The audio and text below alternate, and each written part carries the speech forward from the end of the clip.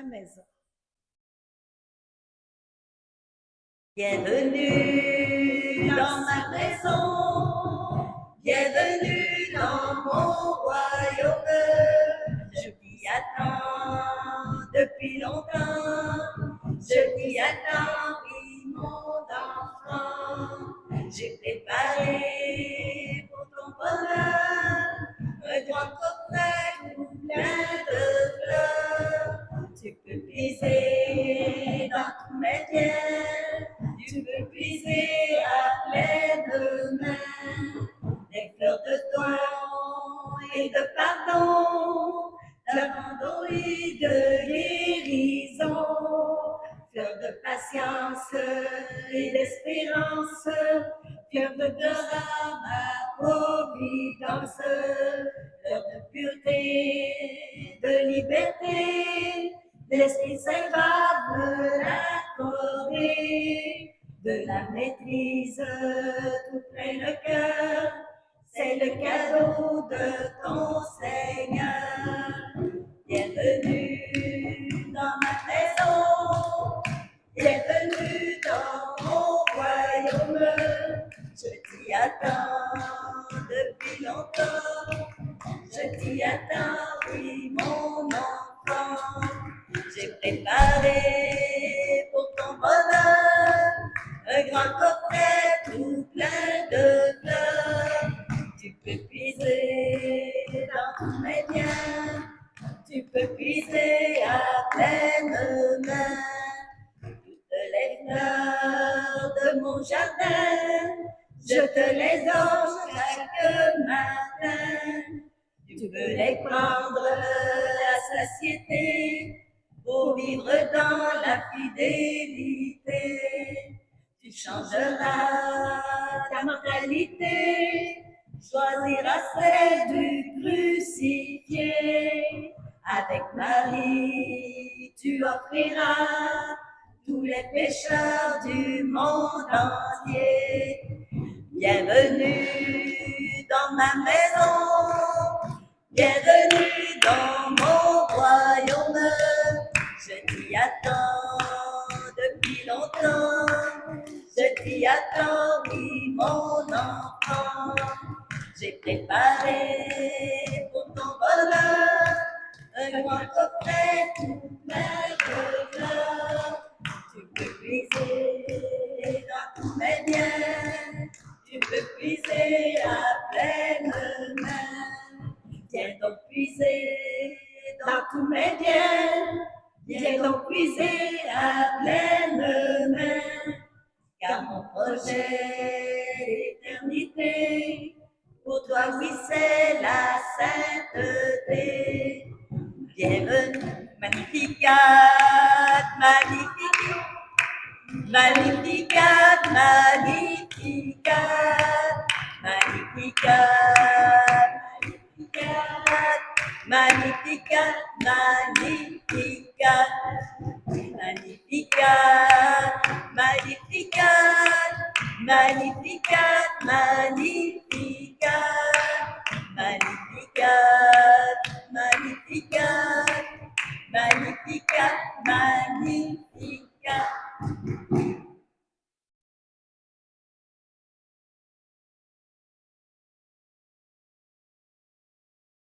Magnificat. Car pour moi, mon projet, dit Dieu, c'est la sainteté. Eh bien oui, on est appelé à la sainteté. Et quand on parle de sainteté, ça fait peur des fois. On dit, hey, c'est bien trop dur. Mais non, c'est facile la sainteté. Il s'agit d'aimer. Je ne vous parle pas de canonisation.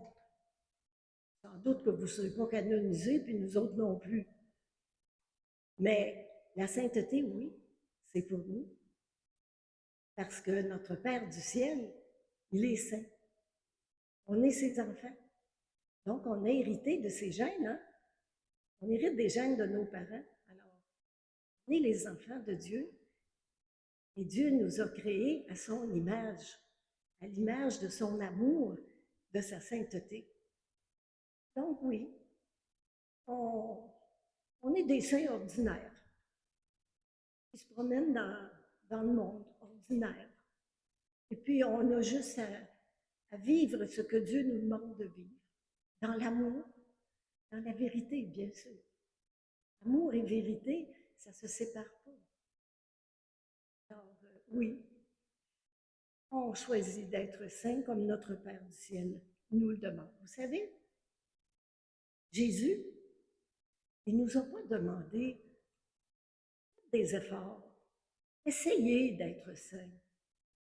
Non, il a dit, il nous a donné un ordre. Soyez saints, parce que votre Père céleste est saint et vous êtes sa descendance. Alors oui, comment on va être saint? Jésus nous a montré, tout simplement. Ce matin, je lisais dans le Prions en Église d'aujourd'hui une petite méditation qui est toute simple, mais qui me parle beaucoup et qui, je pense, va vous parler à vous aussi. C'est dans Jean 7. Alors, il est écrit, Jésus parle ouvertement. Il parle ouvertement. Il n'y a rien à cacher. Et il n'y a pas à se cacher de personne. Il ne faut pas avoir peur de parler ouvertement de ce que nous vivons, tout simplement, sans faire la morale à personne. Alors Jésus parle ouvertement, sans se cacher. Et qu'est-ce qu'il nous dit? Qu'est-ce qu'il est venu nous dire, Jésus? Pourquoi il est venu sur la terre? Est-ce qu'il est venu nous disputer? Est-ce qu'il est venu nous corriger? Est-ce qu'il est venu nous condamner? Non. Il est venu nous parler de l'amour de son Père. C'est ça que Jésus est venu faire. Parce que son Père, qui est notre Père, on ne le connaît pas beaucoup. Alors, il est venu nous parler de l'amour de son Père, qui s'appelle miséricorde. Alors, il a parlé en toute simplicité, s'est jamais caché, il n'a jamais fui personne. Vous savez, il y avait ces petits mots juste de pharisiens qui étaient toujours là, à le guetter, à le reprendre, à le corriger. Et des petits pharisiens qui étaient toujours contre tout ce qu'il faisait et tout ce qu'il disait. Est-ce qu'on n'a pas des petits pharisiens autour de nous aussi? Ils surveillent toujours ce qu'on va dire, ce qu'on va faire. Ils sont toujours prêts à nous détruire. Oui, ça arrive dans la vie, qu'on a des petits pharisiens.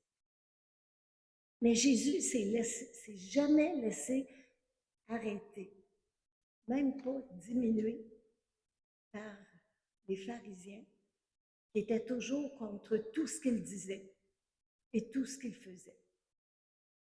Jésus, c'était l'homme le plus simple qu'il n'y avait pas, le plus humble. Alors, il parlait de l'amour de son Père. Puis il se disait, pensez ce que vous voulez, dites ce que vous voulez, mais moi, je n'ai pas d'autre chose à dire que l'amour de mon Père. Et Jésus parlait, il y avait un seul but, c'était d'ouvrir les cœurs. C'est ça qui est écrit. Il parle pour que les cœurs s'ouvrent. Et quand on entend vraiment Jésus nous parler, nos cœurs s'ouvrent. Et l'amour entre. La vérité entre. La miséricorde entre. Et on devient un peu semblable à lui. On n'a plus peur de personne. On parle de l'amour de Dieu parce qu'on en vit pleinement. Et parce qu'on en vit pleinement, nous sommes les gens les plus heureux du monde. Alors, pourquoi on va parler de Jésus? Pourquoi on est venu vous parler aujourd'hui de l'amour de Jésus? Parce qu'on en vit pleinement. Puis parce qu'on en vit pleinement, nous sommes les gens les plus heureux. Et notre bonheur, on veut qu'il soit contagieux. On veut rendre les autres heureux. Et Jésus, il est venu sur la terre pas pour nous disputer, pour nous rendre heureux. Et Jésus nous a dit comment être heureux. Vous savez, dans Matthieu 19, Matthieu 5, excusez, Matthieu 5, Jésus, il monte sur la montagne, il s'assoit par terre. Il est-tu assez humble, simple? Il s'assoit par terre et les gens, la foule s'assoit autour de lui. Et qu'est-ce qu'il dit? Heureux êtes-vous, heureux les pauvres. Et on est dans un monde qui pense être heureux à coup de richesse monétaire. Mais lui, il dit, tu vas être heureux à coup de richesse spirituelle, à coup de richesse de mon Père. Heureux les cœurs pauvres. Heureux les doux. Vous savez, quand on est enragé, là, on n'est pas heureux, hein? Puis on détruit les autres. Puis pour être heureux, Jésus, il dit, heureux si tu es doux, si tu es douce. Heureux les miséricordieux. Tu sais, quand on en veut à quelqu'un, là, ça vous est sûrement arrivé un jour, moi ça m'est arrivé hein, aussi. Et quelqu'un qui t'a vraiment fait mal, ben, tu as bien de la misère à pardonner. Tu as bien de la misère à l'aimer. Jésus dit de l'aimer, mais tu as bien de la misère à l'aimer. Et Jésus dit, heureux les cœurs de miséricorde. Quand tu pardonnes à l'autre, tu reçois la paix. Quand tu es enragé puis tu restes dans ta colère, tu restes dans un cœur fermé, tu ne veux pas aimer l'autre, tu ne veux pas lui pardonner, ben, tu ne dors pas. Tu ne digères pas. Puis il y a bien des risques que si ça continue, tu vas finir par tomber malade. Tu vas avoir mal à la tête, tu vas avoir mal au dos, tu vas avoir mal partout. Et Jésus dit, fais pas ça. Heureux, tu seras heureux, heureuse, le jour où tu vas pardonner. Tu seras heureux le jour où tu vas pardonner. Et il donne sa grâce, il faut la demander. Alors, il nous révèle les moyens d'être heureux. Heureux les cœurs purs. Veux-tu être heureux? Ben, il te donne le moyen. Un cœur pur, c'est celui qui ne voit pas le mal. Et pas toujours comme les pharisiens à voir tout le mal partout et à dominer les autres à coups de loi. Non.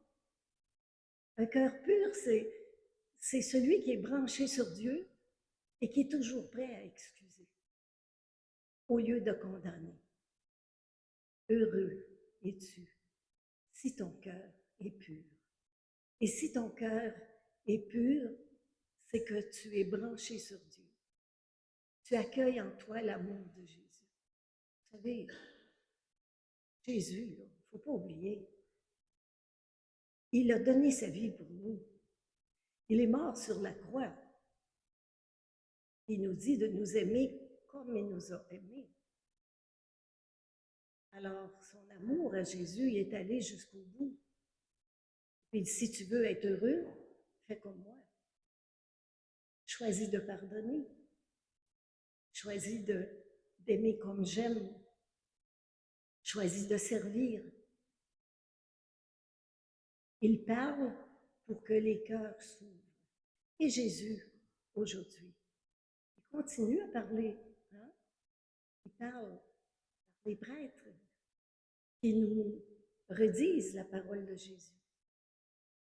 Il nous parle encore par l'Eucharistie. Il vient vivre en nous. Il continue à parler, il envoie des témoins comme nous. Jésus parle encore aujourd'hui. Mais est-ce qu'on a l'intérêt de lire sa parole? Est-ce qu'on a l'intérêt de savoir ce qu'il nous donne, ce qu'il nous demande, ce qu'il nous propose pour être heureux? Est-ce qu'on a l'intérêt? C'est triste de savoir que le monde aujourd'hui a perdu l'intérêt vraiment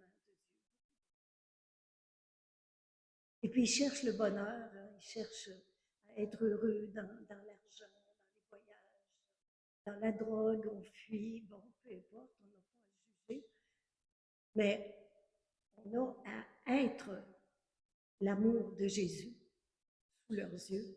On a à être la joie de Jésus en proclamant, peut-être pas par nos paroles toujours, mais par ce que nous sommes, par notre sourire, par notre accueil.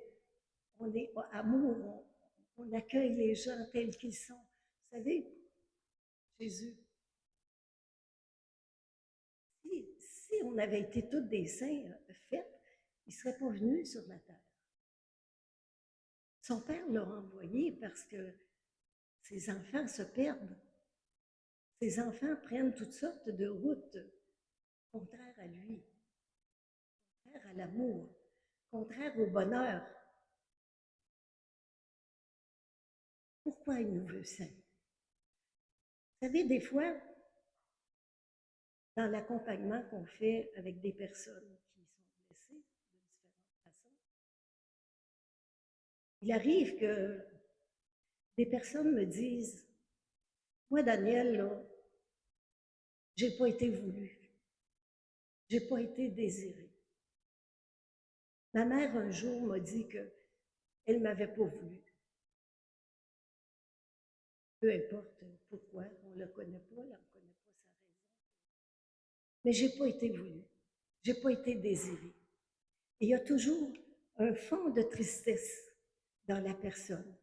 Et ça fait une personne qui cherche toujours l'amour. Elle cherche toujours à être aimée parce qu'elle n'a pas été aimée de sa mère. Et pourtant,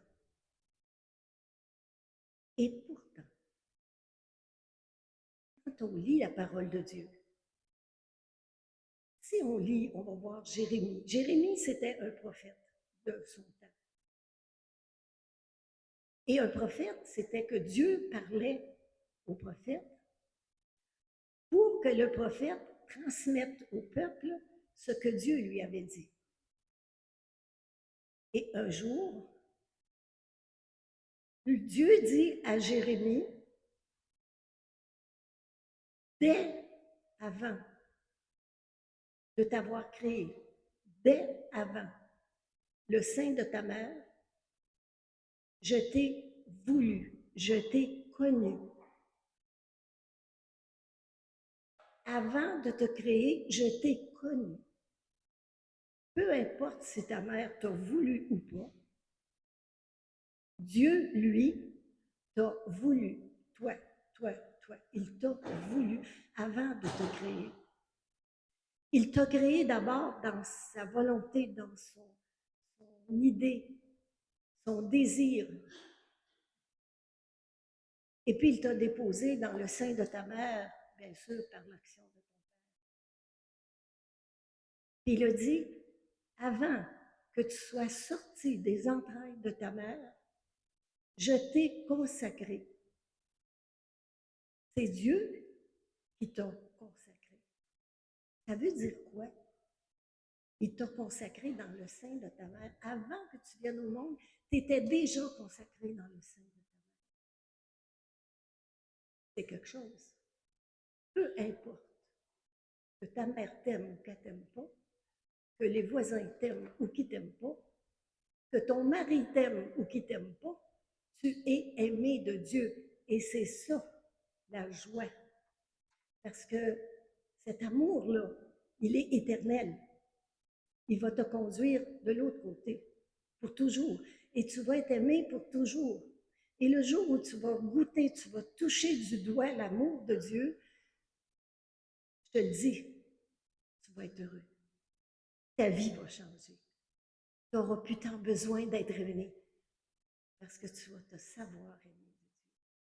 Tu as du prix aux yeux de Dieu. Peu importe que tu n'en aies pas aux yeux des autres, c'est pas important. Tu as du prix aux yeux de Dieu. C'est ça qui est merveilleux. Je bifurque un peu. Et si tu as du prix aux yeux de Dieu, que peut te faire un homme? Que peut me faire un homme? aimé de Dieu. Ça, là, ne perdez jamais ça dans votre vie. Ne perdez jamais ça. Parce qu'avant de venir au monde, Dieu t'a consacré. Et ça veut dire quoi? Que Dieu m'a consacré. Il t'a consacré à lui. Il n'appartient pas à ta mère. Il n'appartient pas à ton père. Il appartient à Dieu. Et c'est pour ça qu'il faut tout faire pour vivre avec lui pour l'éternité. Et c'est facile. C'est de mettre en action ce que Jésus est venu nous dire, tout simplement.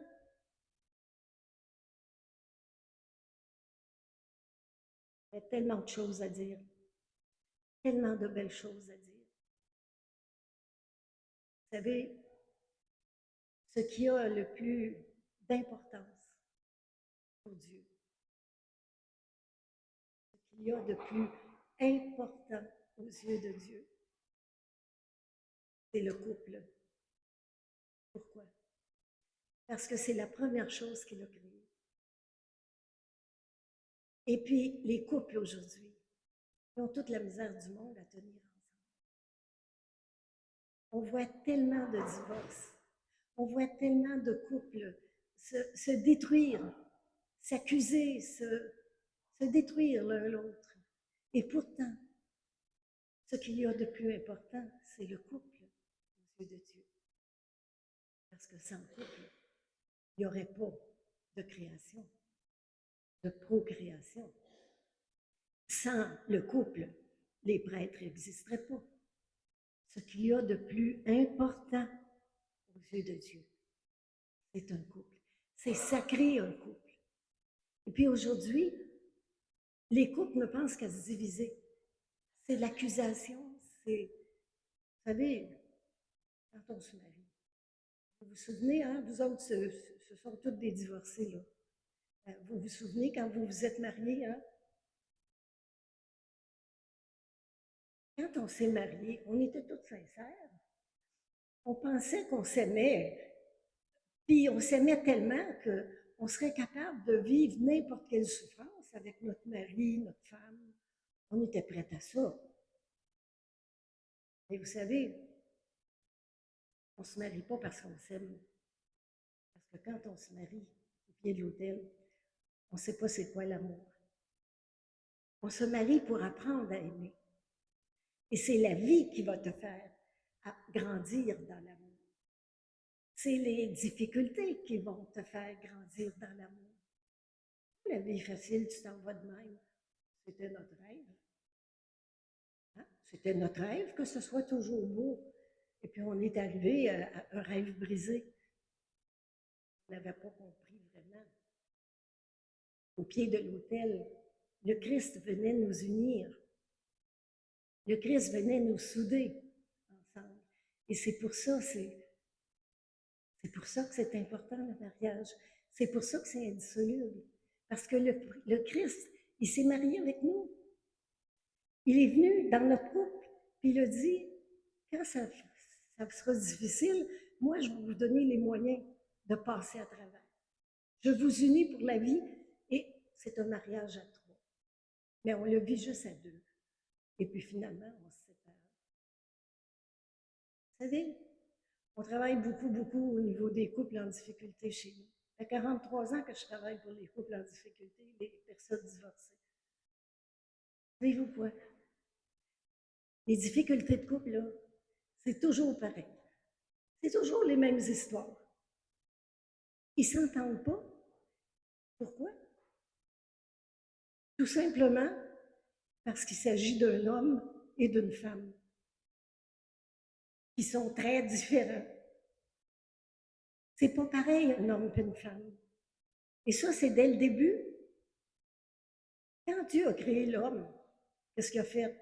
Il nous a donné l'image de ce qu'il a fait, l'image. Il a pris de la terre. Il a créé l'homme, il a pris de la terre. Il a formé un homme. Et puis il a soufflé sa vie en lui. Dieu a soufflé sa vie dans l'homme pour que l'homme transmette sa vie.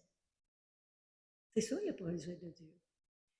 Et puis la femme, elle n'a pas été créée de la terre. Il n'a pas pris de la terre pour faire la femme. Il a pris un morceau de l'homme, une côte, qui était déjà pleine de l'Esprit de Dieu. Dieu avait créé, avait soufflé sa vie. Alors, ça s'explique, la différence. Ils ne sont pas faits pareil. Ils sont vraiment pas faits pareil. C'est pour ça que c'est dur de s'entendre. Parce que l'homme, lui, il est plus charnel dans une nature naturelle. Il est plus de la terre. La femme, elle n'a pas été prise de la terre. Elle est déjà spiritualisée par le morceau de l'homme qui était spirituel. Elle est plus facile, elle a plus de facilité à comprendre les choses de Dieu, à prier. Souvent, hein, on entend, ouais, tu sais, mon mari ne veut pas venir à la messe, mon mari ne veut pas prier, mon mari, je voudrais qu'il récite le chapelet avec moi, puis il ne veut pas. La femme est plus facile à comprendre cette dimension-là. Et puis l'homme, lui, il est plus charnel. Vous savez, les femmes, qu'est-ce qu'on attend de notre mari? On attend qu'il nous aime, qu'il nous le montre, qu'il fasse attention à nous, qu'il nous trouve belles, qu'il nous dise qu'il nous aime. Mais pour l'homme, voyons donc, je lui donne la paye, j'ai donné une belle maison, qu'est-ce qu'elle attend de plus? C'est pas pareil. Et c'est ça qui fait des difficultés. Alors, je dis toujours, il y a une femme un jour, elle arrive dans mon bureau, puis elle me dit, tu sais là, moi je suis rien pour mon mari. Il me regarde pas, il s'assoit, il mange, il s'en va à la télévision, il n'a jamais rien. J'ai beau m'acheter une robe neuve, il n'avoue même pas.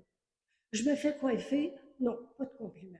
Ben, j'ai dit, fais-toi coiffer, fais-toi teindre les cheveux en vert, il va te voir. Mais c'est tout ça pour dire que souvent la femme ne se sent pas aimée parce que son mari, il est homme à 100%. Le mari va montrer son amour par sa sexualité. Pour lui, la sexualité, c'est sa façon à lui de désirer sa femme, de lui montrer son amour. Puis la femme, elle, c'est pas ça, pas en tout. La femme, elle a besoin d'être aimée, elle a besoin de tendresse, d'attention pour arriver à une belle sexualité. Fait que voyez-vous, on pourrait en parler indéfiniment. On fait des cours de préparation au mariage chez nous, c'est pas pour rien. Mais tout ça pour dire que Dieu, il est présent et il veut que vous soyez un avec lui. Je vais vous raconter une histoire. Vrai? Habituellement, ce couple-là, il vient témoigner avec nous.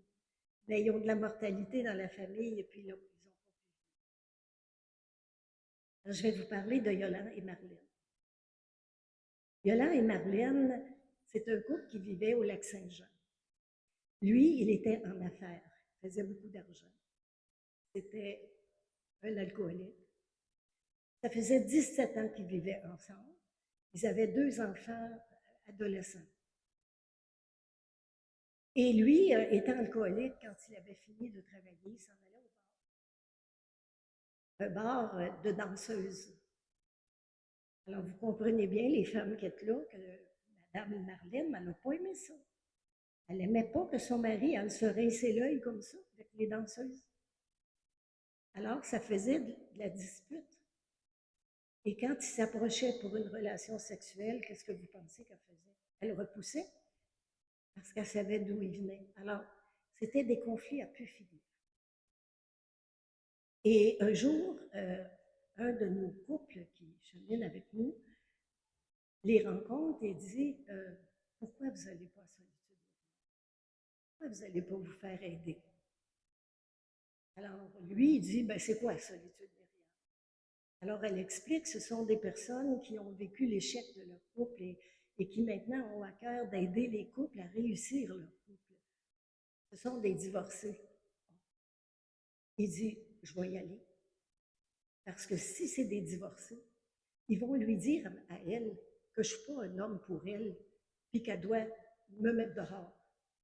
Bon, il voulait s'en aller, mais il n'y avait pas le courage. Alors, ils sont venus à la maison et une personne les a accompagnés. Et puis, faire une soirée. À un moment donné, elle leur pose la question, mais pourquoi vous ne vous mariez pas? Ça fait 17 ans que vous êtes ensemble, vous avez 2 beaux grands-enfants. Pourquoi vous ne vous mariez pas? Ah, lui, il a dit, oh que non, oh que non. Non, le mariage, c'est pas pour moi. Elle a dit, ben, je vais vous mettre des enseignements et puis vous allez voir ce que vous allez faire avec. Et ils ont écouté des enseignements de préparation au mariage. Ils ont découvert l'amour. Et le Christ est venu les saisir tous les deux. Et au bout d'une semaine, ils ont pu s'approcher du prêtre pour la confession, s'approcher pour communier. Lui, il a cessé de boire complètement. C'est sûr que les danseuses, c'était fini. Ils ont quitté le lac Saint-Jean, ils sont déménagés près de chez nous. Ils ont continué à cheminer avec la communauté. Mais ils restaient très sensuels et très sexuels. Et elle avait été un peu frigidité à cause de ces infidélités-là. Et on a amené Yolande à la tendresse. La femme, ce qu'elle a besoin, c'est de se sentir aimée. Elle a besoin de tendresse.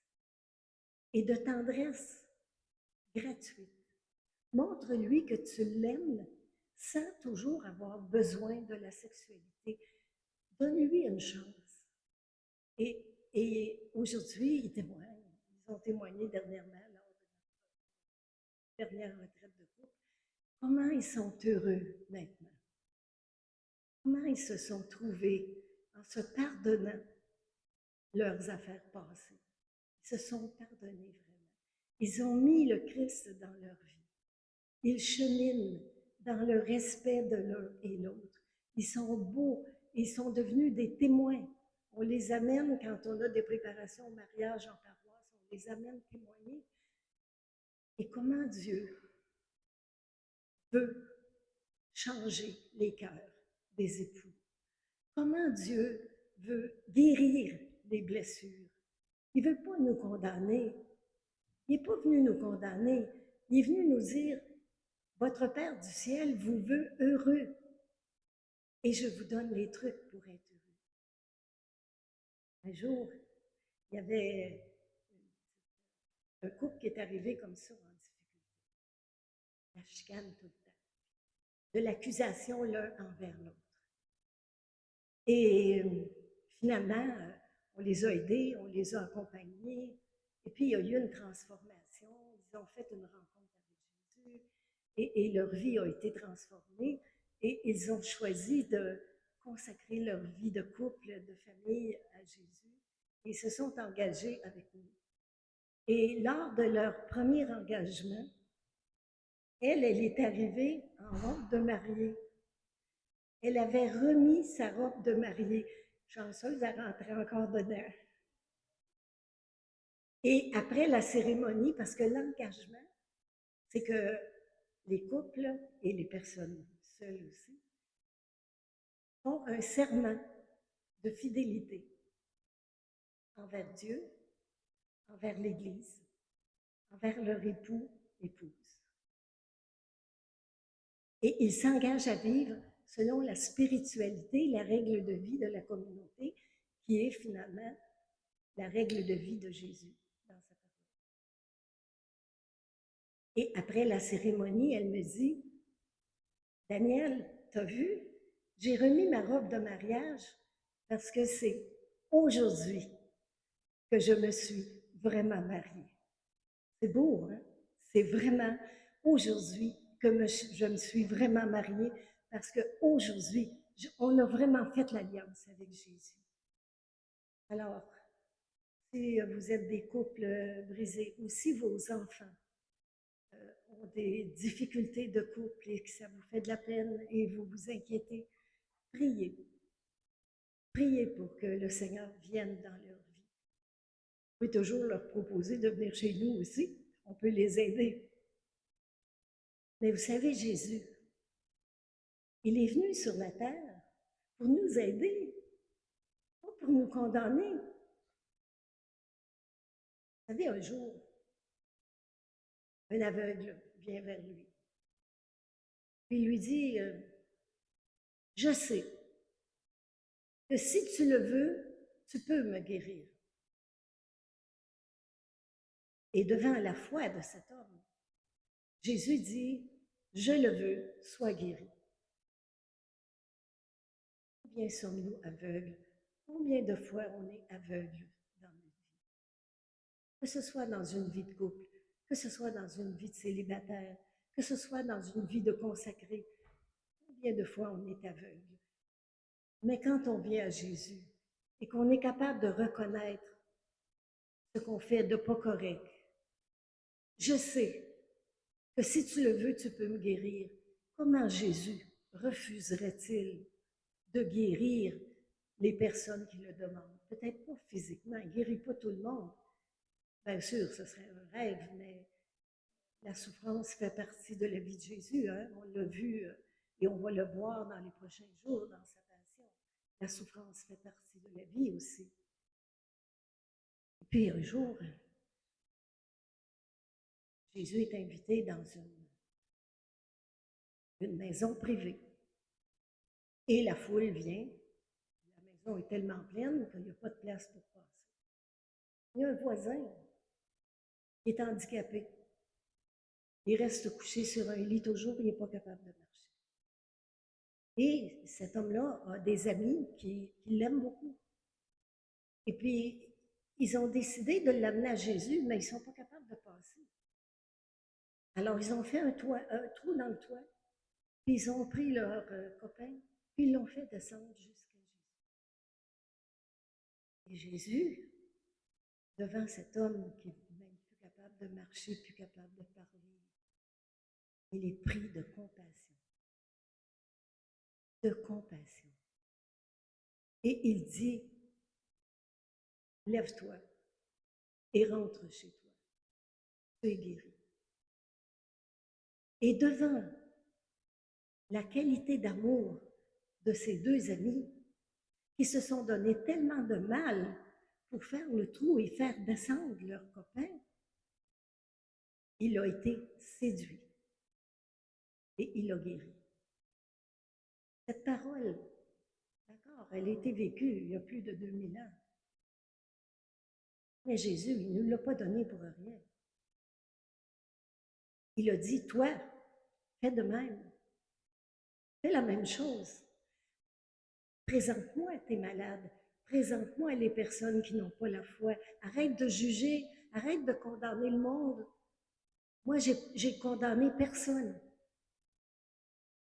Alors, fais des trous dans le monde et fais-moi descendre les pécheurs d'aujourd'hui. Ceux que tu accuses, ceux que tu trouves qui sont tout croches dans leur vie, ça me regarde moi, pas toi. Toi, ce qui te regarde, amène-moi ces gens-là par ta prière, par ton amour. Quand tu viens à la messe le dimanche, viens pas à la messe que pour toi. Sois pas un chrétien égoïste. Viens à la messe pour m'offrir le monde. Le monde est malade, le monde est aveugle, le monde est handicapé au niveau de la foi. Amène-les-moi. Viens avec mes enfants. Aie pas une foi égoïste. Viens avec tout le monde dans ton cœur. Présente-les-moi. Présente-moi pas juste tes enfants, tes aimes. Mais oui, mets-les en première place, tes enfants. Nous autres, c'est ça qu'on fait chez nous. On prie pour le vendredi, hein, on prie pour tous les enfants du monde.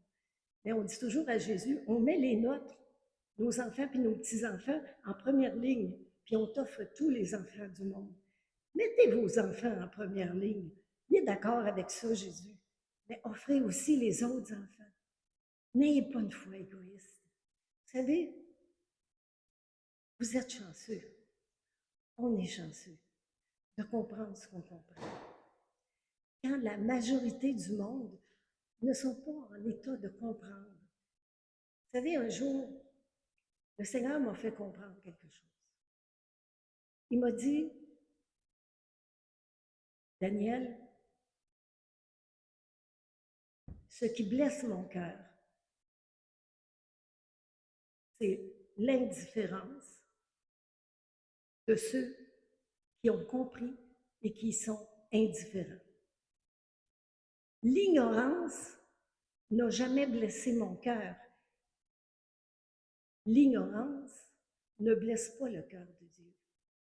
Ce qui blesse le cœur de Dieu, c'est quand on a la lumière et qu'on est indifférent. Ça nous fait comprendre la vraie miséricorde. Comment peut-il condamner quelqu'un qui ne sait rien? Alors, notre rôle à nous, chrétiens, c'est par l'offrande de notre vie, par les souffrances qu'on va offrir, on les amène à Jésus pour qu'un jour, ils aient la lumière, qu'ils aient la foi. S'ils avaient la foi comme vous avez la foi, comme on a la foi, ils seraient ici aujourd'hui. Ils seraient près de Dieu. Ils viendraient à la messe le dimanche. Mais ils n'ont pas eu le cadeau de la foi. Ou ils l'ont eu, puis ils ne s'en sont pas occupés, ils l'ont perdu. Il ne faut pas juger. Il faut avoir mal pour eux. Il faut dire, ce sont nos frères et nos sœurs, et puis ils ne comprennent rien. C'est-tu triste hein, qu'ils ne comprennent rien?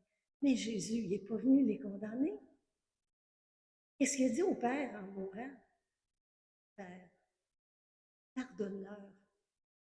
Ils ne savent pas. Père, pardonne-leur, ils n'ont pas compris. Vous savez bien que si le monde comprenait ce que vous comprenez, puis comprenait ce qu'on comprend, ils seraient comme nous, ils seraient à l'Église, mais ils ne comprennent pas. Pourquoi qu'ils ne comprennent pas? Ils n'ont pas eu la chance, la grâce de rencontrer quelqu'un qui leur a parlé de Dieu. Et puis un jour, Jésus, il était invité dans un souper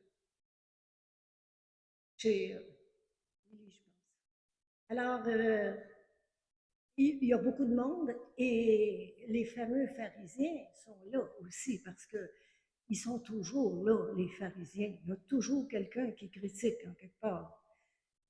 Et puis Jésus, avec ses apôtres, ses disciples, il va manger avec les pécheurs. Il n'avait pas peur, lui, d'aller manger avec les pécheurs. Il ne disait pas, oh, ils sont pécheurs. Non, il s'approchait des pécheurs. Et les pharisiens disent aux disciples, comment se fait-il que vous êtes avec les pécheurs? Vous allez manger avec les pécheurs parce qu'eux, ils étaient supérieurs. Ils l'avaient l'affaire. Comment ça se fait que vous allez manger avec les pécheurs? Et Jésus se retourne et il dit, c'est pas les bien portants qui ont besoin de médecins, ce sont les malades. Je ne suis pas venu appeler les justes, mais les pécheurs. Et nous, c'est la même chose. On appelle par notre prière, par notre foi, par notre désir intense de la conversion du monde, on appelle les pécheurs. On ne peut peut-être pas les appeler en direct, mais ce qu'on dit à Dieu, Père, pardonne-leur, le monde aujourd'hui qui s'en vont tout croche, il faut voir le monde tel qu'il est, sans le juger. Je vous ai parlé des homosexuels. Un jour, je suis allée dans une région au Canada et j'étais à table avec des prêtres et l'évêque. Et puis, on parlait un peu de ce qu'on vivait. Et tout à coup, l'évêque dit, c'est curieux hein, comment l'homosexualité grandit aujourd'hui. J'ai dit, oui, c'est vrai, mon Seigneur. Mais Il ne faut pas oublier que les homosexuels, ils sont appelés à la sainteté comme nous, comme tout le monde. C'est sûr qu'ils auront, comme nous, des choix à faire, des renoncements à faire pour l'atteindre, la sainteté. Mais là où il y a l'amour pur, Dieu est là. Et il se peut que des homosexuels se convertissent vraiment à l'amour de Dieu et soient capables de... Et plus que ça, je peux vous dire que chez nous, il y en a ici de mes membres qui ne sont même pas au courant. On a eu un jour un homme qui est arrivé, qui vivait avec un autre homme, qui était homosexuel. Il était un peu plus âgé que lui. Et puis, il a fait un chemin avec nous dans la communauté. Et il est devenu un amoureux de Dieu. Et il a choisi de donner sa vie à Dieu. Et il a proposé à son frère de vivre chastement, comme deux frères, deux grands amis. Il y avait un amour sincère entre les deux hommes. Là où il y a un amour sincère et pur, Dieu est là. Et cet homme-là a fait cheminer l'autre. Et puis, quand il est mort quelques années plus tard, et cet homme-là qui était homosexuel, autrefois pratiquant, qui était toujours homosexuel, parce que l'homosexuel, tu ne peux pas le changer, tu es fait comme ça. Mais son homosexualité, il ne la pratiquait plus, il vivait chastement, et cet homme-là, cet homosexuel-là, je l'ai accompagné, il est mort comme un saint. Et c'est ça notre espérance. Et Jésus, ce qu'il est venu nous dire, ne jugez pas, laissez-moi ça, c'est à moi. C'est à moi le jugement, c'est pas vous.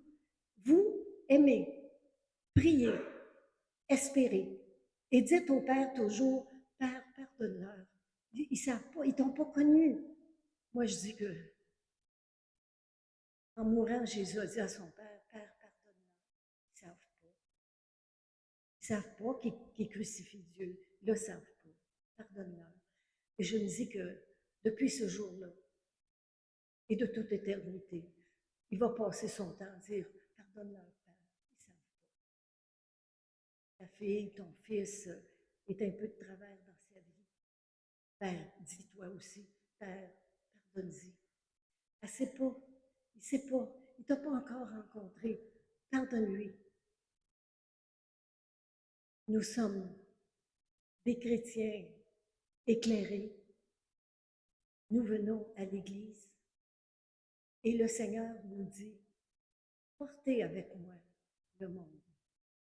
Fais pas juste venir me recevoir, mais reçois-moi et en me recevant, en recevant mon corps à l'Eucharistie, reçois aussi mes enfants. Parce que sur la croix, je portais dans mon cœur tous les enfants du monde, tous les enfants de mon Père. Reçois aussi mes enfants et prie pour eux. Vous savez, la communion au corps et au sang de Jésus, c'est tellement grand. C'est pour ça que le monde ne peut pas comprendre. C'est pour ça qu'on ne doit pas les juger. C'est dur à comprendre. La communion, quand tu reçois le corps et le sang de Jésus, il faut que tu prennes conscience qu'à ce moment-là, tu deviens un ostensoir vivant. Jésus, il est là. Il est en toi. Et quand tu rencontres tes enfants après avoir communié et que tu serres ton fils sur ton cœur, tu mets ton fils sur le cœur de Jésus, il faut y penser. Il faut que notre vie chrétienne soit vraiment vivante, contagieuse, jamais dans des reproches, mais toujours dans une transmission de foi. Par parole, quand on est capable, comme moi aujourd'hui, je vous transfère ma foi dans vos cœurs par la parole. Mais il y a des personnes que c'est juste par la prière, c'est juste par l'amour quand on les rencontre.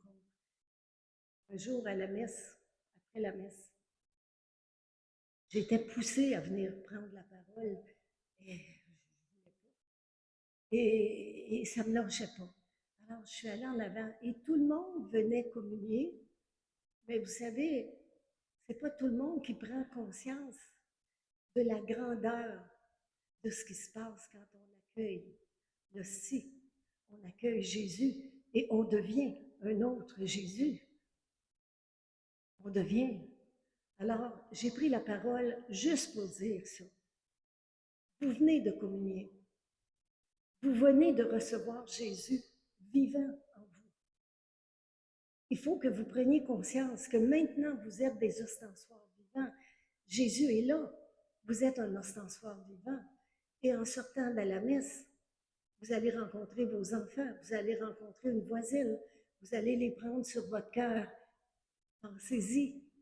Vous les collez sur Jésus qui vous habite. C'est des petites choses. C'est pas de la grande théologie, mais c'est de l'amour.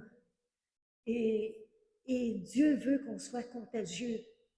Et trop souvent, on essaie d'être contagieux en faisant la morale, en corrigeant nos enfants. Mais non, sois contagieux par l'amour. Sois amour. C'est ça que Jésus est venu nous dire. Je ne suis pas venu pour appeler les justes, mais les pécheurs. Tu ne viens pas communier juste pour nourrir ta foi, mais pour proclamer ta foi dans le monde entier. Tu viens me chercher pour me donner au monde. Alors votre prière, votre vie de prière, elle collabore avec Jésus pour sauver le monde. Vous avez du prix aux yeux de Dieu. Dieu vous a saisi, c'est pas pour rien.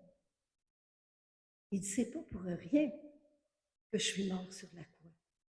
C'est pas pour rire que je suis mort pour toi. C'est parce que j'aime le monde. Et ce sont les enfants de mon Père, et je suis venue pour rassembler tous les enfants du Père pour les amener à lui, pour la vie éternelle. Et là, je vais arrêter parce que quand je commence à parler, j'arrête plus. Je vais vous présenter Diane, qui, vous savez, la semaine dernière, M. Curé nous a parlé du fils prodigue. On connaît l'histoire du fils prodigue, qui a bomboché, qui a fait toutes sortes de folies qu'il voulait faire, qui a gaspillé tout l'argent de son père. Et puis, il y a eu le fils qui est resté à la maison, qui pour lui, le fils, il était très bon. Et il a refusé d'accueillir son frère, qui avait bomboché, qui avait dépensé l'argent. Alors, moi, aujourd'hui, je vais vous présenter le fils qui est resté à la maison. Alors, Diane, tu veux venir nous partager le fils qui est resté à la maison. On va se lever pour chanter un petit peu pour vous reposer.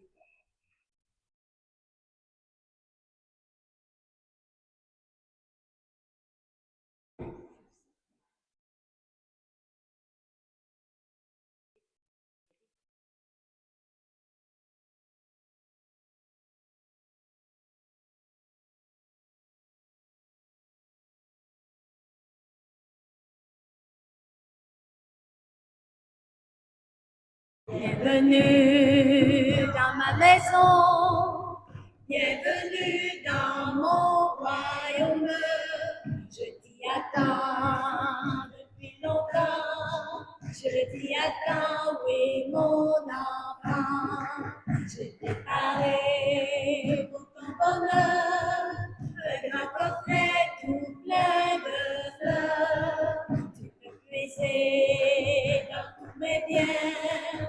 Tu peux puiser à pleine main, viens puiser la joie d'aimer, joie de servir dans l'amitié, le don total et gratuité, l'oubli de soi, l'héroïcité, de force et de courage dans les tempêtes et les orages. Des fleurs de paix et de lumière, fleurs de raison et de prière. Bienvenue dans ma maison, bienvenue dans mon royaume. Je t'y attends depuis longtemps, mon enfant. J'ai préparé pour ton bonheur un grand coffret tout plein de fleurs. Puiser dans tous mes biens, tu peux puiser à pleine main. Magnificat, Magnificat, Magnificat, Magnificat, Magnificat, Magnificat, Magnificat, Magnificat. Alors voilà, je vous ai partagé ma propre vie, qui est le fils prodigue, qui est parti puis qui a tout foutu en l'air. Et aujourd'hui, elle vous présente le fils qui est resté toujours fidèle à la maison.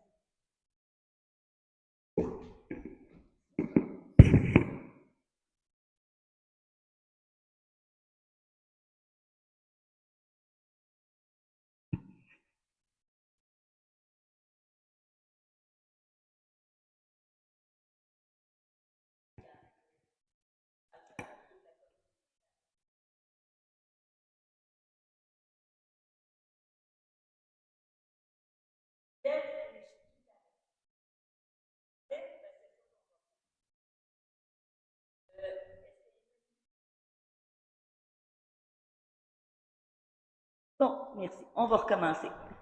Je vais recommencer. Bonjour, je m'appelle Diane. Daniel m'a présenté en disant que j'étais le fils qui restait dans la fidélité. On va voir dans les faits. Parce que j'ai creusé, surtout depuis que Daniel m'a demandé de témoigner, j'ai creusé beaucoup de choses encore. Fait que le Seigneur n'a pas fini de nous parler jamais, hein, une chance.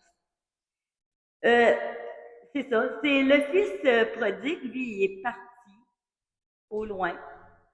On dit que le fils qui restait, il était dans le champ. Il n'était pas dans la maison non plus. Il était dans le champ. Bon, je vais revenir en arrière pour dire un peu mon histoire, pour expliquer tout ça. Moi, je suis la troisième enfant. Mon père et ma mère sont alcooliques. Ma mère prend de nombreux médicaments. Bon, je suis une petite fille très, très sage. Avec le climat de la maison, il ne faut pas en rajouter. Alors, je suis très, très obéissante. Bon. Ma mère, qui doit, avec son vécu, vivre plein de peurs, me les transmet très bien. Puis elle m'amène dans une foule de superstitions. Oh là là! Hein, les 365 lois des pharisiens, mais moi j'avais toutes les lois des superstitions. Et je les faisais à la perfection. J'en ai même rajouté. Ben oui. On était pauvres, fait que moi, ben, pas de problème, j'ai pas de vêtements riches parce que ça me porte malheur. Ah, j'en ai rajouté. Fait que ça fait mon vécu. Bon, j'arrive à 14 ans, hein, là, avec tout ça, là. 14 ans, je rencontre mon futur époux. Je tombe en amour. 14 ans. On se fréquente 5 ans. On se marie, j'ai 19 ans, il y a 21 ans. On attend 5 ans avant d'avoir des enfants. Ah ben là, moi, je décide que je ne ferai pas comme mes parents. Pas question. Moi, je vais faire la famille parfaite. La famille idéale. Je sais tout comment faire et comment pas faire, hein, parce que ma famille, ben, il ne faut pas faire pareil. Surtout pas. Et je me rends pas compte, mais je suis en train de faire mon projet personnel et non pas celui de Dieu.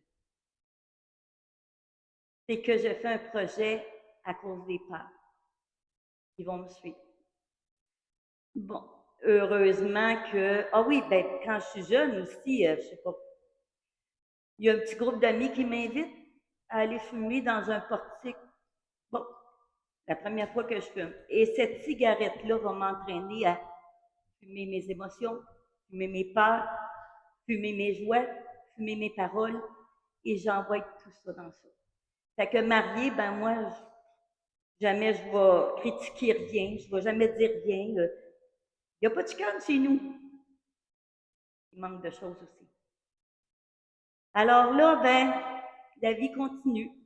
À 24 ans, c'est Jean-Paul II qui vient en terre canadienne. Bon. Je fais la rencontre fulgurante je suis devant la télé, Jean-Paul II, je vois ses paroles, et je vis ma conversion, mais pas mon mari. Mais moi, je vis ma conversion. Et c'est un nouveau chemin que je vais prendre. Ce nouveau chemin-là, il va être long. Il va être long, mais Dieu va être présent. Ce que j'ai réalisé, c'est que Dieu est tout le temps là dans notre vie, qu'on soit conscient ou non. Il est là. Même quand je fumais, il était là, même quand que j'avais peur. Puis là, ben, avec la conversion vient un changement. Bon, tout d'un coup, plus de superstition. Bon, ben, une petite médaille, par exemple, pour me protéger de ci. Ah, puis une autre petite médaille pour me protéger de ça. Et les médailles comme ça, ben, j'ai transféré mes superstitions humaines en superstitions religieuses un peu. Non pas que les médailles soient pas bonnes, là, c'est pas ça que je veux dire. Une médaille, c'est comme une photo qu'on prend dans le portefeuille, une photo de nos enfants qu'on garde sur soi, puis qu'on dit, ben, je le sais que tu es là avec moi, puis c'est comme, mais moi, c'était pas ça que je faisais, là. Moi, j'avais un assortiment de médailles. Mais ça aussi, à un moment donné, ça l'a parti. Fait que je réalisais que c'est peu à peu. Vous savez, dans le fils prodigue, le père, il dit, tout ce qui est à moi est à toi. Il a dit ça au fils qui restait. On réalise pas que le fils n'a pas réalisé qu'il pouvait rentrer aussi dans la maison du père. Il voulait pas. Il voulait pas parce que lui, son projet, c'était d'être l'enfant parfait. Il comprenait pas qu'après avoir tout fait parfaitement, ben lui, il n'a pas droit, là, au veau gras, à la fête. Mais je pense qu'il ne l'avait jamais demandé. Comme moi, je ne demandais jamais rien dans mon mariage. Je fumais. Mais tous mes désirs. Alors, on continue comme ça. Il y a la conversion. Après ça, on a quand même resté 20 ans mariés. Puis vous savez, nous, en Solitude Myriam, Daniel le dit, on vient en aide aux couples en difficulté. Mais il ne faut pas attendre trop tard. C'est ce que j'ai réalisé. Un an avant notre séparation, j'avais rêvé. J'avais rêvé que mon mari et moi, on faisait du patin à voilier. Ah, ça allait bien. Dans mon rêve, j'en fais pas dans le vrai vie, mais dans mon rêve, j'en faisais. Et tout d'un coup, je me retourne. Il n'était plus là. Ça, c'est dans mon rêve. Je l'avais écrit. Fait que j'ai su que c'était un an, jour pour jour, j'avais rêvé ça. J'ai toujours pensé, moi, qu'il était parti parce qu'il avait choisi d'autres choses. Puis c'est en préparant le témoignage que j'ai dit, ben, j'étais tellement préoccupée à faire ma famille parfaite que j'ai pas vu les signes qui étaient malheureux. C'est important de décoder, je dirais, les signes que ça va pas bien, puis aller demander de l'aide, c'est ce qu'on n'a pas fait. Solitude Myriam, on est là, puis comme on voudrait qu'il y ait d'autres couples qui sont en difficulté, qui viennent cogner à la porte, Dieu bénit chacune des démarches qu'on fait pour aller vers le mieux. Nous, on le sait. Les couples qui osent venir cogner, souvent, ils reçoivent beaucoup d'aide et beaucoup de grâce. Fait que là, bon, moi, mon rêve est parfait, ça va bien. Mais là, à un moment donné, je suis pas attentive au malheur que peut-être qu'il vit, mais je suis attentive qu'il n'est plus pareil. Dans ma soeur, c'est pour moi, Mario, j'ai dit, il doit gambler, il doit être pris au jeu, il n'est plus pareil. Mais j'étais loin de me douter qu'il y avait quelqu'un d'autre dans sa vie. Alors, quand on est revenu pour des vacances, moi, je suis revenue avec mes deux filles. Mon fils était resté avec son père. En revenant de la semaine de relâche, ben, il fait descendre les enfants et il nous annonce qu'il y a quelqu'un d'autre dans sa vie. Et là là, hein? Parce que là, moi, tout s'effondre là, tout d'un coup. Je ne travaille pas à l'extérieur, j'ai pas d'argent, j'ai pas. Puis là, ben, il y a une petite amie qui est venue retrouver ma fille quand on est arrivé du Cap-la-Madeleine. Puis je sais que sa mère, à elle loue une maison qui est monoparentale. J'y demande, est-ce que ta mère nous prendrait chez vous, moi puis ma fille? Je ne sais pas, elle a 11 ans, elle ne sait pas. Alors, j'y vais. Je prends les bagages, je dis à ma fille, prends tes bagages, on s'en va. Les deux autres, bon, je savais que mon mari lui avait parlé puis voulait rester avec lui. Et je pars frapper à cette porte-là. Et j'y demande à la dame, est-ce que tu veux m'héberger chez vous? En pleurs, hein, effondrée. La dame me prend dans ses bras, elle dit, j'ai déjà fait ça aussi. Alors, me voilà chez eux, mais moi, je pense que ça va être un mois, l'illusion, hein. Ça va être un mois, parce qu'après ça, je vais me trouver un chez nous, puis je vais être bien. Mais je ne suis pas rendue encore loin. Ça veut dire qu'on est au mois de mars. Et là, ben, je cherche un loyer. Bien sûr, tu ne travailles pas, tu n'as pas de revenus. Ma soeur, qui est très bonne, elle m'endosse. Fait que je vais pouvoir avoir un loyer, mais en juillet. Bon, juillet, c'est pas demain, hein? On est en marche, je couche sur un divan. Ma fille, elle semble bien parce qu'elle couche dans la chambre de son amie. Ça va bien, mais moi, il faut que je remonte cette côte-là. Parce que le cadeau qu'il m'a fait ce jour-là, le Seigneur, c'est qu'il a permis que mon projet s'effondre. C'est un cadeau. On ne pense pas ça, mais c'est ça. J'ai découvert ça plus tard. Mais pour l'instant, c'est pas ça que je pensais. Pour l'instant, ce que je pensais, c'était que moi, puis mon mari, on avait bâti un beau projet de mariage, puis mon mari était arrivé avec la masse, puis il avait tout démoli. Ça, c'est ce que je pensais. Mais je ne savais pas que mon projet c'était un projet que j'avais fait pour pas être comme mes parents. Et c'était pas notre projet de couple. C'était pas un projet d'unité. C'était pas un projet de Dieu. Bon, au début, je suis sûre, parce que j'étais heureuse en ménage. J'étais heureuse avec les enfants. Je suis sûre que le projet, il était aussi de Dieu, mais je me l'ai accaparé. Comme je pense que ça arrive quelquefois qu'on s'accapare aussi les projets de Dieu. Au début, ils sont à Dieu, mais après, on les prend. On pense que c'est nos projets. On les a changés, hein. Puis là, ben, je suis chez la dame. Puis là, ben, pour aller chez ma sœur, que ma sœur, une chance, ma sœur, c'était mon aide pendant cette traversée-là difficile. Pour aller chez ma sœur, je passe devant ma maison, mon ex-maison, on dirait. Puis là, un bonjour, je vois mon mari avec sa compagne, avec mes enfants, devant ma maison, en train d'arranger la tente là pour partir en vacances. Et là, j'ai compris Marie au pied de la croix parce que là, les gens m'ont tremblé. Je pensais m'écraser par terre. L'image qui m'était venue, c'était comme si quelqu'un avait... vous savez, les photos qu'on voit, puis des fois, il y a une personne qui s'efface là. Et je voyais notre photo de famille, puis avec moi qui s'effaçait. Et là, je suis partie chez où j'habitais et j'ai pleuré, pleuré. Ce jour-là, il était le plus dur de ma vie, mais il était le plus beau. Je vais vous raconter pourquoi. Je l'ai réalisé un jour. 20 ans après notre mariage, 20 ans, bon, en 2021, on était invités pour aller témoigner à Montréal. Monseigneur Lépine nous demande d'aller témoigner. Puis là, il nous fait pratiquer la lecture divine. La lecture divine. Fait qu'il nous donne un texte. Et puis, il nous demande de le lire 3 fois, pour se laisser interpeller par une parole de Dieu qui peut nous... Ben, qu'on pas chercher à comprendre, mais qui nous saisit. Bon, c'était le texte de Marie-Madeleine, au tombeau. Fait que là, il demande, Monseigneur Lépine, de lever la main, voir s'il y a une phrase qui nous a saisis. Puis moi, c'est « Elle se tourna et elle le vit ». Bon.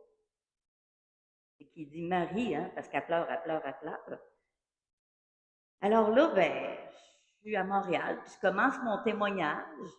Et quand j'arrive à cette période-là, je réalise que ce jour-là, c'était moi qui pleurais devant mon tombeau, le tombeau de mes rêves, le tombeau de mon imagination, le tombeau de ce que je pensais qu'était ma vie.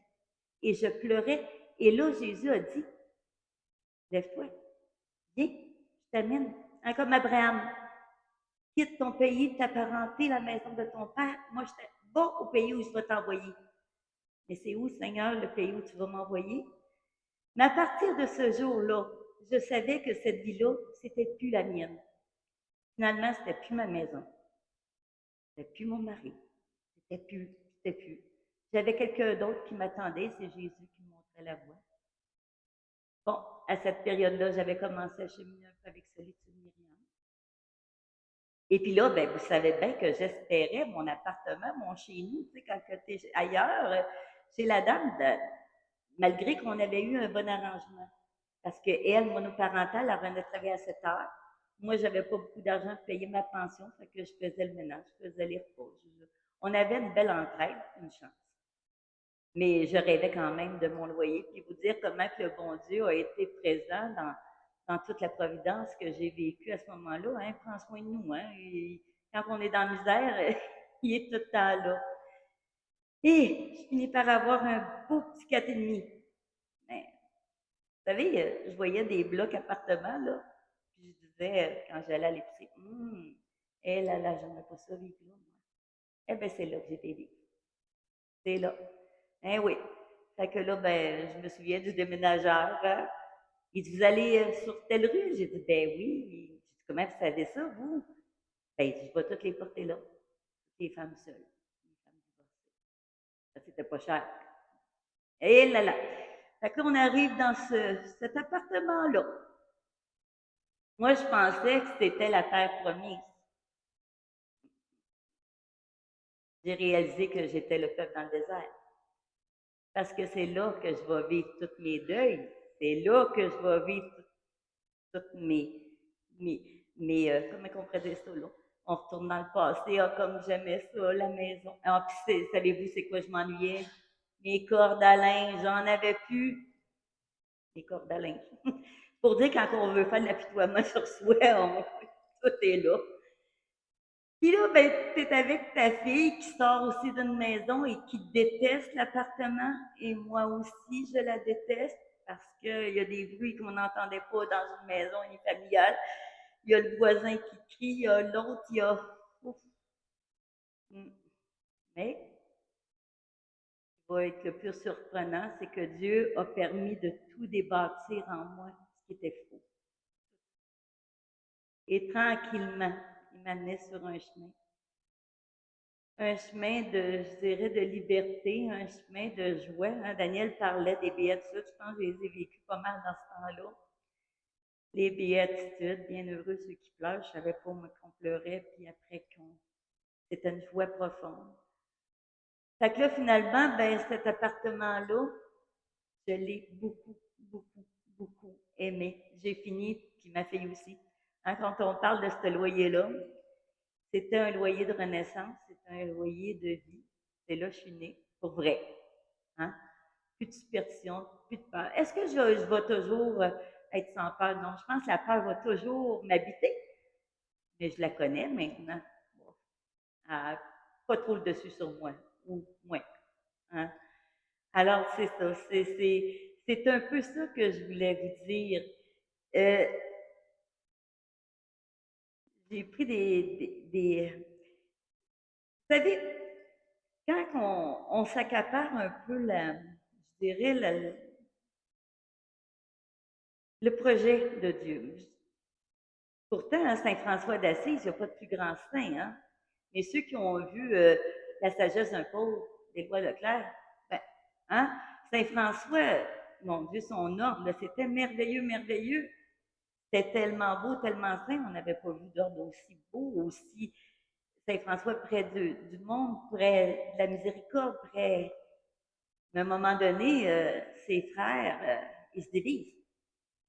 Parce qu'il y en a qui veulent maintenant lire des livres, puis d'autres, ils veulent rester fermes sur ce que Saint François a demandé. Ce jour-là, ben, pour lui, c'est son projet à lui qui s'effondrait. Après ça, Jésus a dit, mais non, regarde, pourquoi tu t'en fais? C'est mon projet à moi. Fait que c'est ça que j'ai réalisé aussi. C'est son projet à lui. Puis, pour terminer, je vais vous expliquer pourquoi que je suis allée à Solitude Myriam. C'est que je disais à quelqu'un, vous savez, Jésus nous dit, venez tous à moi, vous tous qui ployez sous le poids du fardeau. Prenez mon joug parce qu'il est léger. Bon. C'est que souvent, quand on va porter nos souffrances, hein, nos enfants, Seigneur, je te donne mes enfants, je te donne ci, je te donne ça, je te donne ma misère, je te donne peu importe, ben, on oublie de prendre le cadeau. On va porter nos souffrances, on oublie de prendre le cadeau que Jésus nous a donné. Son cadeau, c'est son joug, mais c'est quoi son joug? Ben, moi, j'ai réalisé que c'était de travailler pour la famille et les couples. J'ai été porter ma misère de couple, ma misère de famille, ma famille brisée. Mais maintenant, ben, on œuvre. Hein, ici, on est tous des rescapés un peu. Là, je vois notre groupe là. Hein? Ben, c'est ça. On a décidé de prendre le fardeau de Jésus, qui est son souci des familles, qui est son souci des couples. Si on est là, c'est parce qu'on garde l'espérance que oui, une vie de couple, c'est possible. Parce qu'il y en a qui vont peut-être me dire, mais t'aurais-tu pu marcher, ton mari et toi? Je pense qu'il n'y a rien d'impossible à Dieu, il m'aurait fallu de l'aide, par exemple. Parce que des fois, juste notre bonne volonté, c'est pas suffisant. Puis, parlant de projet, c'est que, bon, providentiellement, on ne sait pas trop. La semaine dernière, on a commencé, non, il y a 3 semaines, on a commencé l'évangélisation ici, la retraite paroissiale, avec un décès. On était à des funérailles le matin. Un frère qui cheminait avec nous depuis de nombreuses années comme membre externe. Puis lui, ben, son projet, c'était de devenir, autrefois, là, au début, c'était de devenir médecin. Il jouait de la musique, il faisait du ski, talentueux, hein? Puis un jour, il y a un AVC. Alors, il vit la séparation. Il avait un fils, il vit la séparation. Il devient paralysé. Il chemine avec nous. Puis il a été témoin. C'était pas son projet à lui, mais qui sait Dieu qu'est-ce qu'il fait avec tous nos projets, qu'on adhère à son projet à lui. Tournons-nous vers le Seigneur. Sortons de nos projets à nous qui sont rien dans le fond, mais allons vers le projet de Dieu. Fait que Jean, finalement, ben, il était notre photographe.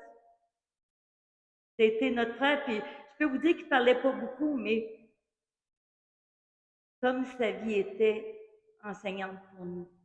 Jean, il était à moitié paralysé, mais il prenait l'autobus le jour pour aller faire manger d'autres dans des CHSLD. Puis hier, ben moi, j'ai été à des funérailles d'un autre, il cheminait en couple, le monsieur. Puis tout le monde, en tout cas, aux funérailles, là, ça parlait comment que c'était il aimait sociabiliser, c'était généreux. Puis les 2 dernières années de sa vie, ben, il a eu un AVC, lui aussi, il ne parlait pas.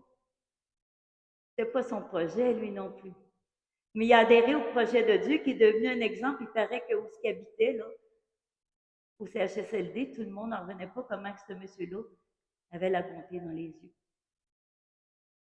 Fait que nos projets, ben, est-ce que c'est le projet de Dieu ou est-ce que c'est mon projet? Comment faire pour le savoir? Je me suis posé la question. Hein? Mais il y a des petites choses qui viennent dans le cœur quand on rentre dans la comparaison.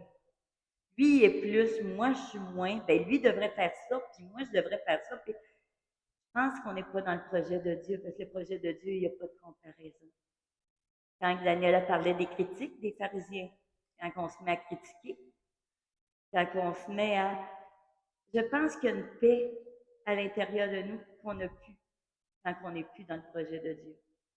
Le projet de Dieu, c'est un projet qui fait comme... C'est limpide, ça coule. C'est un peu comme ça qu'on vit à la maison. On vit... c'est limpide, ça coule. Puis s'il y a des frictions, ben, on le sait tout de suite. On ne les veut pas.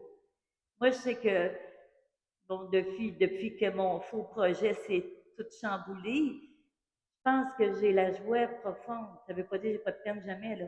Mais j'ai une joie profonde qui est au fond de mon cœur, puis qu'on veut plus se faire ravir. Comme Daniel disait, quand elle a rencontré Jésus, elle disait, j'ai une joie que je ne veux pas que personne me ravisse. Puis c'est un peu ça. Puis vous aussi, je pense que vous êtes appelés, vous aussi, à avoir cette joie-là. Les nouvelles sont pas belles, mais il y a une joie profonde qui va au-delà de ça. C'est ce que je vous souhaite, d'avoir la joie profonde. Et puis, ce temps de carême, c'est peut-être pour retrouver euh, le petit enfant que Jésus avait sur ses genoux. Hein? Le petit enfant qui est assis sur lui, qui a dit, ben, si vous ne devenez pas comme lui, je ne peux pas avoir la joie. Et c'est l'invitation, je pense, qu'il nous fait pour le carême, de redevenir ce petit enfant-là. Et puis, nous, vous savez, comme on trouve précieux la famille, les couples, tous les soirs, on chante, et tous nos membres externes aussi à la maison le font chez eux. On chante la prière des familles. Alors, si vous voulez bien, on va chanter ensemble. Je pense que vous avez reçu la prière. Eh bien, oui, la famille nous tient beaucoup à cœur. L'unité des familles nous tient beaucoup à cœur puisque nous, notre famille a été brisée. Alors, on souhaite que les autres familles soient unies. Et je priais le Seigneur de me donner une prière pour l'unité des familles. Mais ça venait pas, ça venait pas. Et puis un jour, j'ai un ami qui m'avait dit, je m'en vais à Montréal pour faire imprimer des choses. Quand ta prière, tu l'auras, ben, tu me la donneras, je la ferai imprimer. Alors ce matin-là, il passe à la maison, il dit, je viens chercher ta prière parce que je m'en vais faire imprimer des choses à Montréal. Mais j'ai dit, je l'ai pas la prière, là. Je l'ai pas, mais il dit, je suis pressée, là, faut pas que ça prenne de temps. Alors, je suis partie à la chapelle. J'ai ouvert le Saint-Sacrement et j'ai dit à Jésus, Jésus, j'ai besoin d'une prière pour l'unité des familles. Tu veux l'unité des familles? Donne-moi la prière. Et la prière est sortie en chantant tout d'un trait. Et cette prière-là, elle s'est répandue partout jusqu'au Japon, au Chili, partout. Elle est traduite en plusieurs langues. Alors, on voit comment Dieu, il a à cœur des familles. Alors, ensemble avec vous, je pense qu'on vous a remis la prière. Nous allons la faire. Et apportez-la chez vous, cette prière-là.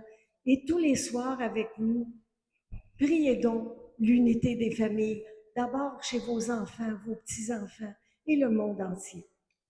Seigneur, on te présente toutes les familles du monde.